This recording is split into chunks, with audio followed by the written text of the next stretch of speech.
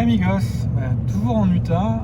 Cette fois on va prendre un peu de hauteur pour aller contempler les canyons depuis les hauts plateaux. Au programme on a quelques pistes qu'on avait repérées aux alentours de Moab, mais qu'on n'avait jamais empruntées là jusqu'à présent. Alors elles sont réputées comme étant des pistes vraiment 4x4 et on est quand même curieux de savoir jusqu'où le van peut aller, sachant que nous on n'est que 2 roues motrices, un Popo c'est pas un 4 roues motrices, mais ça ne nous empêche pas quand même de le pousser un peu dans ses limites.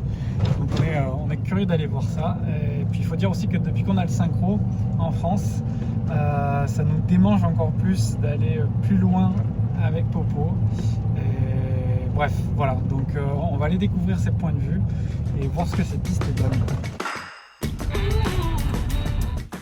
En dehors de ces grands parcs nationaux et de ces paysages exceptionnels que l'on commence à bien connaître, la région de Moab est mondialement connue pour être un immense terrain de jeu pour les amateurs de VTT et de 4x4. Certains sentiers ne sont accessibles d'ailleurs qu'aux engins ultra préparés. À tel point que chaque année, durant le week-end de Pâques, des centaines de jeeps se rejoignent ici. Et tels de grands enfants, leurs propriétaires partent s'amuser en plein air et tester leur bolide dans des zones désignées. Bien sûr, pour nous, l'idée n'est pas de retourner le van sur le toit, mais juste d'emprunter dans la limite du raisonnable certaines pistes notées sur les cartes, 4x4 seulement, car elles comportent quelques passages techniques. Il ne faut pas oublier que Popo n'est pas un gros jouet, mais notre maison sur roue.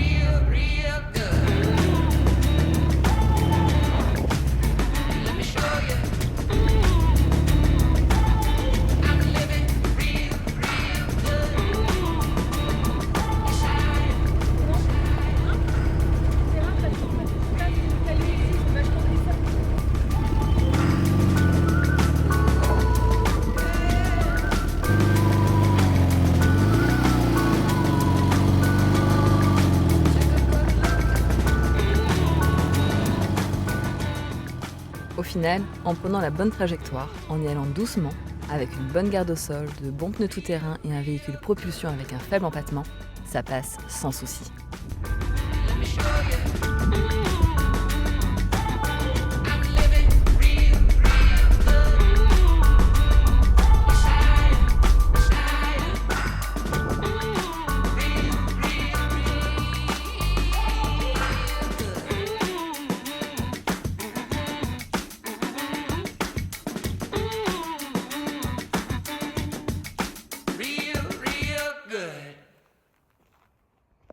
Bon, Popo l'a fait, on est arrivé en haut. Alors c'était pas évident, on le voit pas forcément bien en vidéo, mais le terrain est très cabossé. C'est vraiment un endroit pour les 4x4 normalement. On a quand même réussi à passer. On a le différentiel autobloquant qui a beaucoup aidé à un ou deux moments. Mais c'est toujours intéressant de prendre un peu des chemins cabossés comme ça pour voir les capacités du van, voir un peu de ce dont il est capable. Notamment là parce qu'on est en altitude, on est à 2500 mètres d'altitude, donc on n'a pas forcément toute la puissance. Et là il en manquait justement un tout petit peu, on l'a un peu senti. Mais bon, ça va, c'est quand même passé. On sent un tout petit peu l'embrayage, un tout petit peu, mais ça va. Et puis bon, après on l'a fait aussi en toute sécurité, je dirais, puisqu'on pouvait faire facilement demi-tour, on pouvait facilement rebrousser chemin. Et puis il n'y avait pas de gros risques non plus pour le soubassement du van. En tout cas, ça en valait la peine parce que le point de vue est vraiment très très beau. Je pense qu'on va dormir là ce soir. Puis on reprendra la route demain. En descente, ce sera plus simple normalement.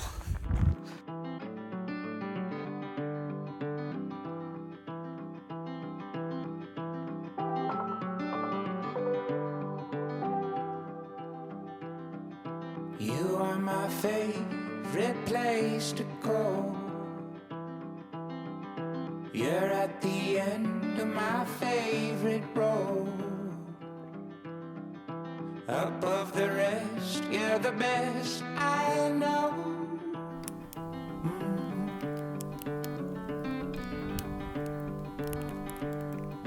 You are my favorite shade of rose, a flower bed on my favorite stones. I love the ground where your roots have grown. You're my favorite place.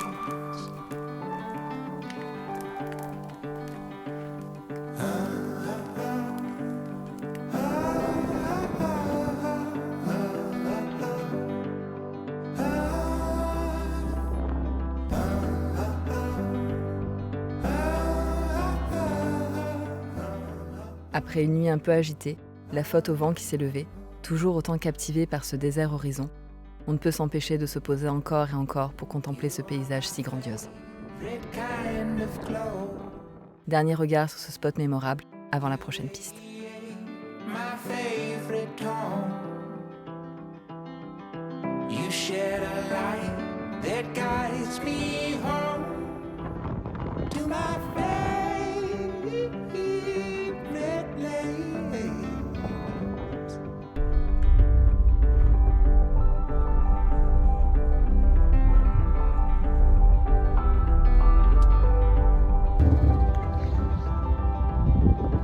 You are my favorite place to go.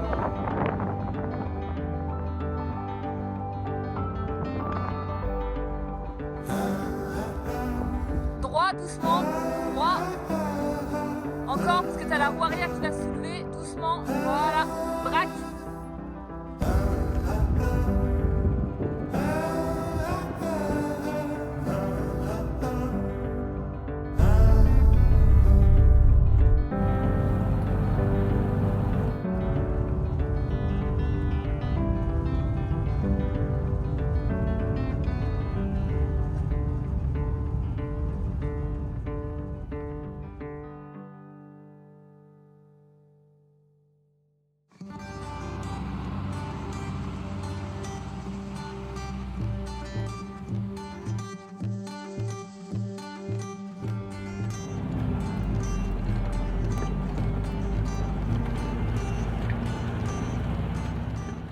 C'est quelques heures avant la fin de la journée que nos roues s'aventurent sur le mythique Shepherd Trail pour tenter de rejoindre la partie haute de Canyonland National Park. Si le début de la piste permet de découvrir de plus près une mine de potasse et les couleurs intenses de ses bassins, la suite s'annonce épique.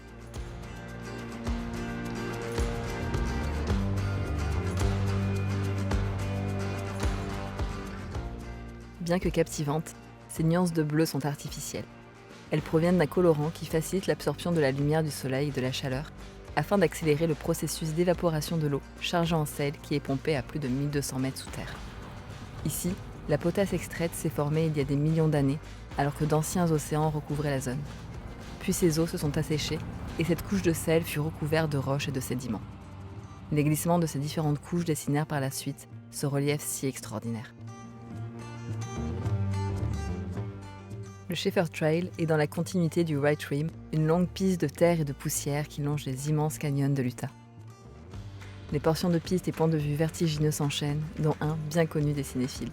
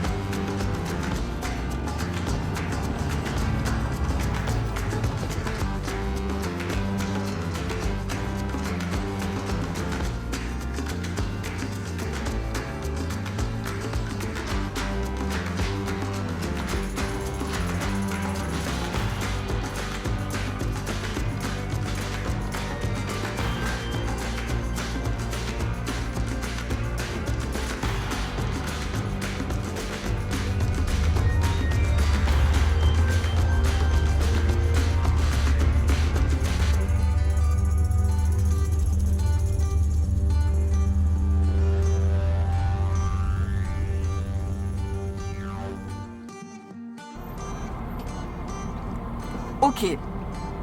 Donc là, tête de dépité, bonjour. Explique-nous la situation. Eh bien, nous avons finalement fait le Chasseur Trail qui fait environ 14 km ou 17 km, un truc comme ça.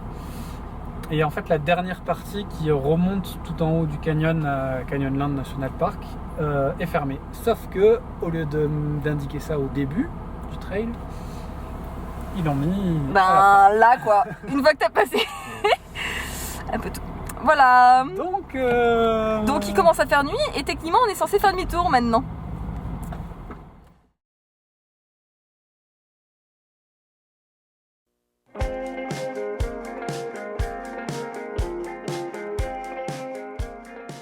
Nouvelle journée au pays des canyons et ce petit signe devrait nous porter chance. Direction un nouveau point de vue, en dehors du parc national repéré sur nos cartes.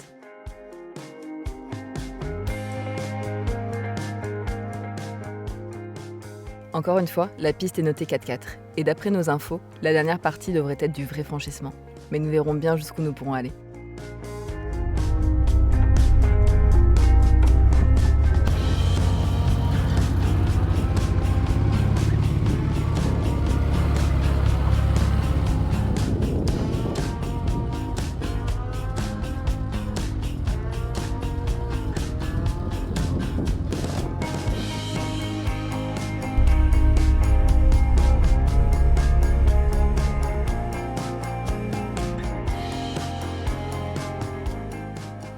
Les obstacles se succèdent et l'on reste toujours impressionné par les capacités de notre popo, avec ses 2,6 tonnes chargées à bloc et ses petits 89 chevaux. On se demande parfois ce qui va l'arrêter. Mais peut-être a-t-on parlé un peu trop vite.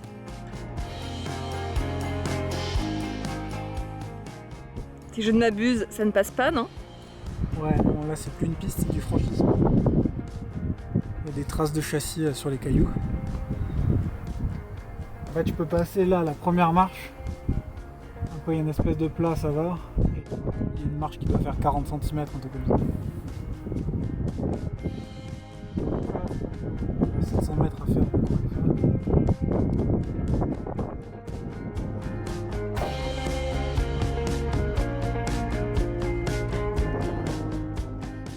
Là, quand même, c'était compliqué pour passer. Non, ça va? Ouais, pour passer c'est limite quand même. Là, ça passera pas. C'est donc à pied que nous finissons le sentier jusqu'au fameux point de vue. Et quelle vue!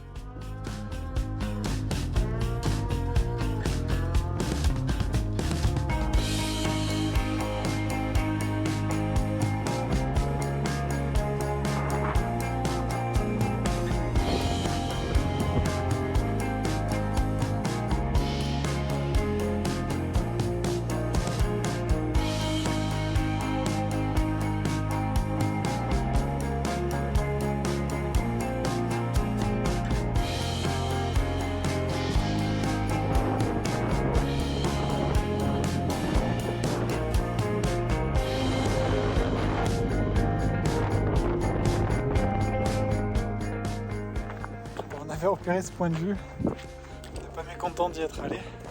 Même s'il y avait beaucoup de vent, Et ouais, par contre, le vent. ça décoiffe.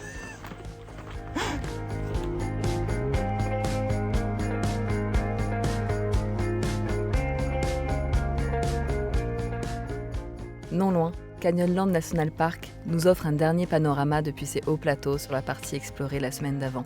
Les grandes aiguilles paraissent si minuscules. D'ici, le mot immensité révèle tout son sens.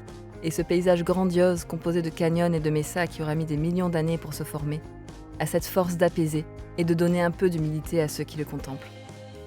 Le temps, lui aussi, prend une toute autre dimension, quand l'émerveillement et la curiosité se mêlent.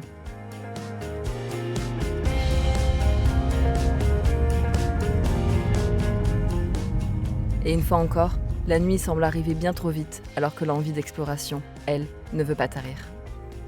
L'Ouest américain a définitivement conquis nos cœurs et promet sans cesse de nouvelles aventures, et ce, peu importe l'itinéraire.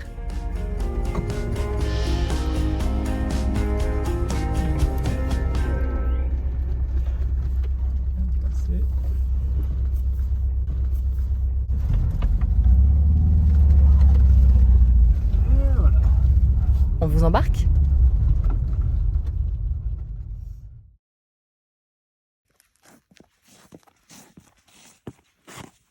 Tu bloques.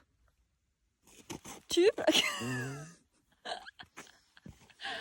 Ah, je bloquerai les deux. Photo.